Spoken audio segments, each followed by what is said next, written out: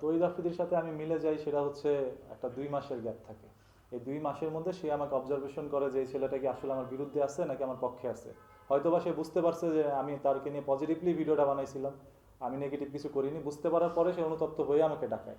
নিশ্চয়ই আমার কোনো রকম ভুল ছিল না, যদি ভুল থাকতো তৌহিদ আফ্রিদি আমাকে ডাকাইতো না। সে চাইলে দিনে আমাকে 3বার পিটাইতে পারতো, তবে সে তো আমাকে এটা না করে সে আমার সাথে বন্ধুত্ব করছে।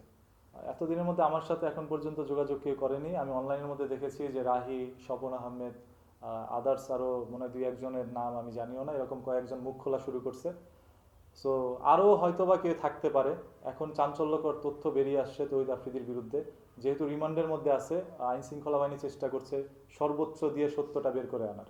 আপনারা অনেক তথ্য পাবেন, অনেক তথ্য। আসলে আদালত এখন পর্যন্ত কনফার্ম করে নাই, মানে রিমান্ডে নেওয়ার পর পুলিশ এখনো কনফার্ম করেনি। সো আমরা অতভাবে জানিও না বিষয়টা। আমরা শুধু এটা দেখেছি যে মনিয়া হত্যা মামলার সাথে তৌহিদ আফ্রিদি জড়িত কিনা এটা নিয়ে তারা ইনভেস্টিগেশন করে।